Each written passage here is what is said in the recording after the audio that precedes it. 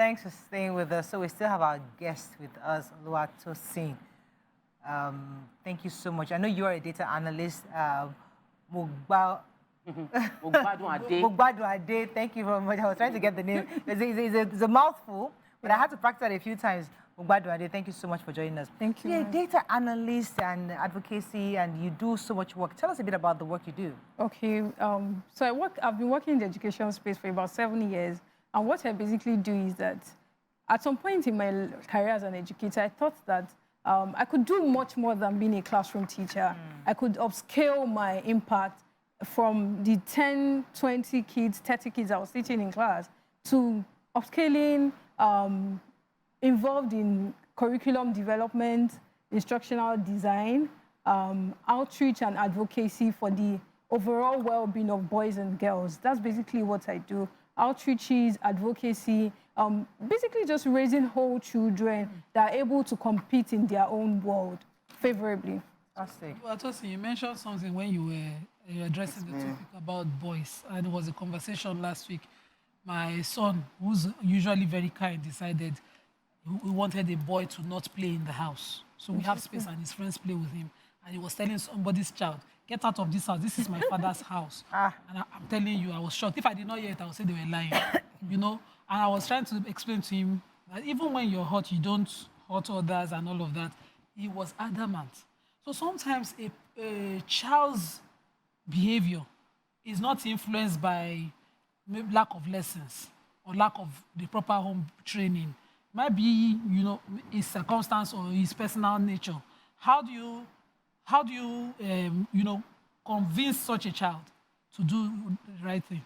Okay, basically, when it could be that they had played before and maybe the person said something hurtful to him and he didn't want to play with that child again since he had previously played with that child. Yeah. Very simply. So it could be a lot of situations. It's basically as us as adults paying attention to what our kids are saying and what they aren't saying, things that they aren't reporting to us. And as much as we lead them right, we should also not enforce a lot of times. Listen to them. Okay, it's okay to not to want to play with somebody today, but another day, can you allow that person to play with you? But he did not allow. Another day, even till now. He said never. He was saying to me, never. Then that means that person must have done something. Something that really hurts him, that he's not talking about. Really interesting is this your technology. Yeah. I mean, how you marrying that with education? Okay, so as teachers, the Nigerian idea about teachers is a teacher is that person that is old, that is not, that sits in class, just does their work faithfully, and after 35 years, they resign. Well, I'm saying that as a teacher, you can enhance yourself with skills that can better your work as an educator. For instance, learning data analytics has helped me for now, for instance, we did JAM, and then they said that more than 140 million of the kids got below 200. That's data analytics. We are using data to make informed decisions in education. So usually when people say, oh, teachers should learn tech or they should do tech, it's usually, oh, leave education and go and practice tech. And tech, I always tell people, tech is not an end in itself. It's a means to an end. It's a means to solving problems. Like I would always say, I want opportunities to work with WIEC, to work with JAM, to work with schools and say that schools collect a lot of data. Don't analyze it. We don't analyze it. There's a new term coming. We are going to do the same thing over and over again and expect the same result. And make the same mistakes. Exactly. So as educators, if we know how to do data analytics, for instance, we can make better informed decisions. It looks like when students start classes early, when I do role playing, these students understand better. So it's basically using technology to better the educational process, learning styles, and a lot of things that happen in education. Okay, so I wanted to study data analyst. I went online and I checked. I even started, but at some point I got stuck because I was not a science student. Exactly. So I now switched to business analyst. But up till now, I'm still struggling to know the difference between data analyst and business analyst. I just know that the business analyst does not have all the plenty techie thing, but it still has a little. Can you tell me the difference? Okay, data analysts and business analysts work hand in hand. It is the business analyst that interprets what the data analyst has done. Okay. For instance, the data analyst is working with the numbers and doing the graphs and everything, and the business analyst says, okay, this is what it means for our business. This is what it means for our school. This is what it means for our swimming class. Recommendations. Exactly. That's what a business analyst does. So And, now- and it doesn't have to be as, like I tell people, tech is not so easy, like you said. I mean, people usually think that once you get into tech, you just land $10,000 job. You will not land job like that. You land to depression if you're not careful. So tech is not so easy. We have to give it time, let the learning sink in. I learned accounting for 4 years. I did my postgraduate in education for 1 year, and I don't expect to learn tech in 3 months and just get. Oh, yeah. Yeah, it takes time and then the learning process. So I hear you and I see the opportunities and I see the gap that data analysis based on education would help amplify the abilities of efficiency in the educational sector. Absolutely. From primary to secondary to university. However, I'm worried, do we have enough, are we maximizing that opportunity? Is there room to have more educators becoming data analysts and working with schools to improve their information, how they manage information? Are you advocating for that? Yes, that's what I do on my Instagram page and social media pages. Because I always tell people, until we parents start asking questions from our schools, this thing will continue happening. So as a parent, you want to choose a child school, maybe the best you do, ask for anti-bullying policy, and after then the class is well painted, that's fine. Would they give us data of number of children that pass WAEC or number of The children that scholars, no.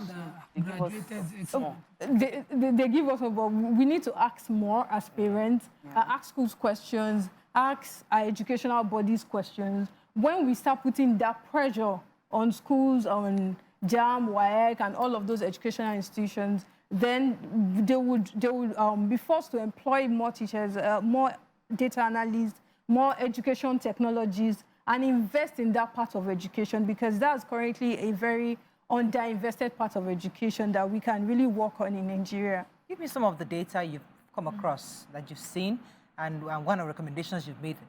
Let's have an idea of the benefits of this analysis. Okay, data regarding playtime of children and their academic performance. When a child is doing academic work, does this child have time to play? And how does he inform the academic performance of the children? So one of the things that I did with the school was that we created more playtime afterwards. So in between school, it's not just sit down in your class, learn all day long, and you don't have time to move your body. Yes. Let's break time. Then, no, more time. And another data I came across that I worked on was nutrition and academic performance. Please give us that one. Yes, when kids eat well, not that you pack noodles, sausage in their food, 0-calorie foods, and you give them packed juice afterwards, and their brains are not having enough food to develop. So those things are in the pipeline in the sense that you can't just isolate a factor and say that this is what is influencing their academic performance. But you can see that there is a positive, yes, it's a contributing factor. Like I always tell parents, like I've had breakfast today. Very important, have your breakfast. Let the kids eat before they go to school or immediately they go to school. Yes, like you always say, a hungry child is an angry child. I mean, if I don't eat well, I won't be able to learn well. So those are those are things that are happening in schools that we can isolate and say, can we make sure that our kids are eating better? Can we make sure that they are playing? Can we make sure that we don't just do academic work? I mean, I never heard of mental health until university or even afterwards. Can we make sure that we are teaching our kids things outside the conventional academic work and really help them to, grow better, to become rounded adults? Those are examples of data I've come across and worked on and given. I wanted to ask, have you ever seen a resistance against your data that you're bringing to change anything? The time when imagine, yes. Headmistress final rule. So how have you combated such resistance with school? How have you handled such resistance? Okay, usually you approach a school and you tell them what you can do.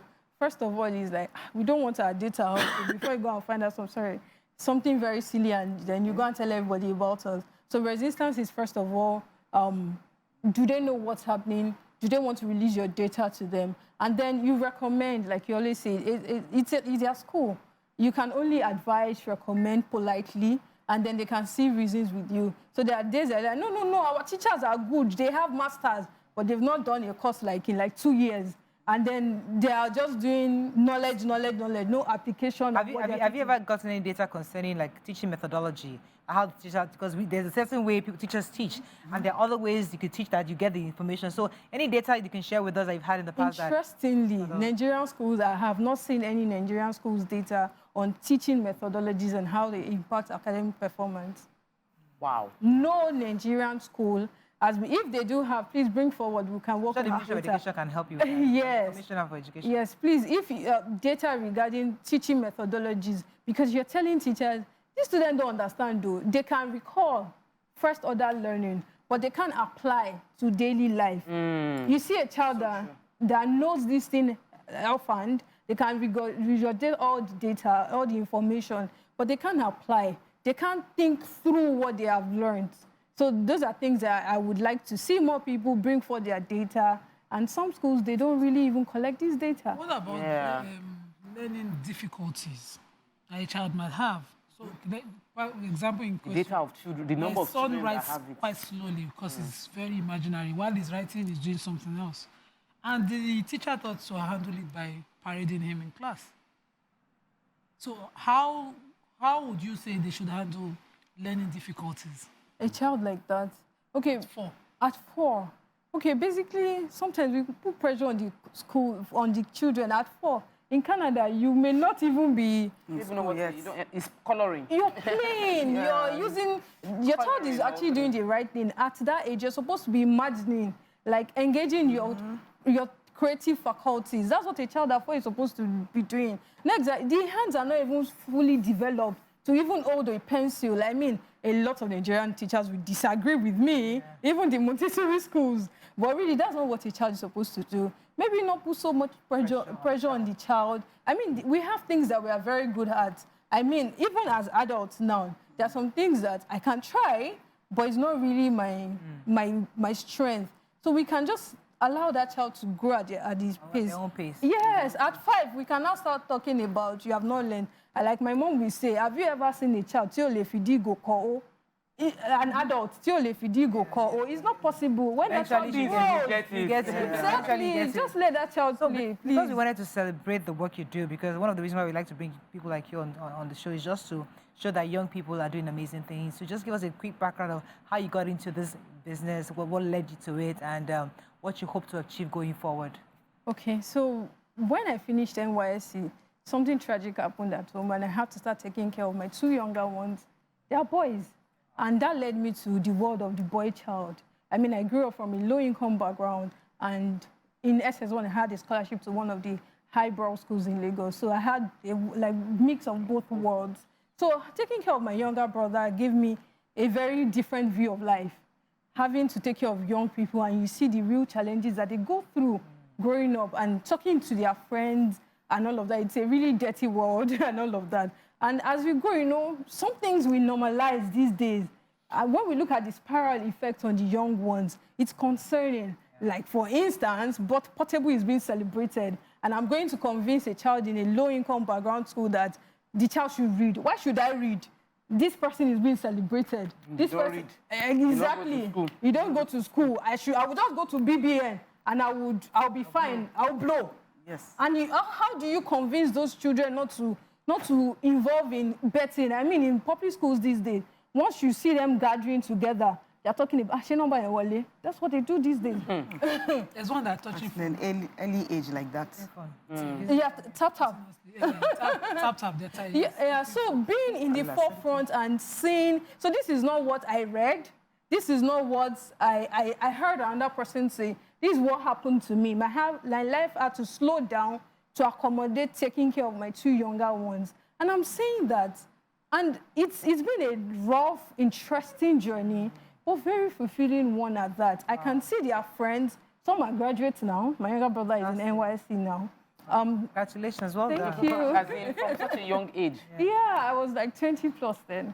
So seeing that has just changed my brain's wiring. I'm saying that, okay, yeah, I have spare 10,000 naira, 50,000 naira. I can put it to help these young ones develop. like what I was saying earlier, last week, Thursday, was International Day of the Boy Child. And I'm saying, okay, instead of just sending that money to my younger ones or just doing it in my circle, let's go to a school in Idiarapa. And that was where we went to and celebrated with these young boys. You needed to see the videos. I mean, some of them in jest, they couldn't even make a complete statement in English. Yes. Yes. This is Idiaraba. It's an Hausa community. And the teachers are telling me some of these J3 girls you're seeing, they are not coming back in September. They are going to get married. So in Lagos? Yes.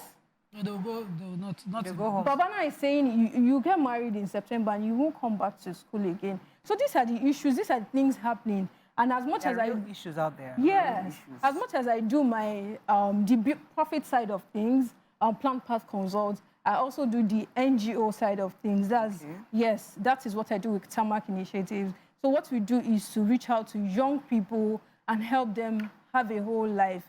When I was in JS1, there was a community in Isolo. We used to go for TLP, Community Life Project, or something like that. And we used to go every Monday. It was just a safe space like this. We would go and they would just talk about growing up, poise, how to talk well, this thing. And you know, those seeds here and there, they contributed to me developing well. Wow. And I'm saying that as a young person, you have spare money here and there, you have resources, we can, you know, use it to help these young people develop academically, mental health, financial literacy. Just talk about topical issues that they would most likely not hear in class, and just throw seeds here and there. Fantastic. Yeah, so we did that in Idiaraba, and we are going to Apapa next. Fantastic. Apapa is a wonderful community. Wow. A lot of boys I've met there, they want to be truck drivers. They want to be, because trucking is the business. That's where the money is, according to them. That's what they see. Exactly. So it's not like being in the maritime industry is not good, but they can aspire for bigger things in the maritime space. Right. Yes. And truck driver. Well, I mean, exactly. Just give them a bigger picture of the future. You're doing amazing work. Well done. Thank you. It's always good to give back, especially from where you're coming from, to your society and to your community. So well done for the work you're doing. We wish you the best. Thank you so much. All right. That is all we can take on the show. Show is over. Hope you learned a few things as we have. Have a great day. We'll see you tomorrow. Bye for now.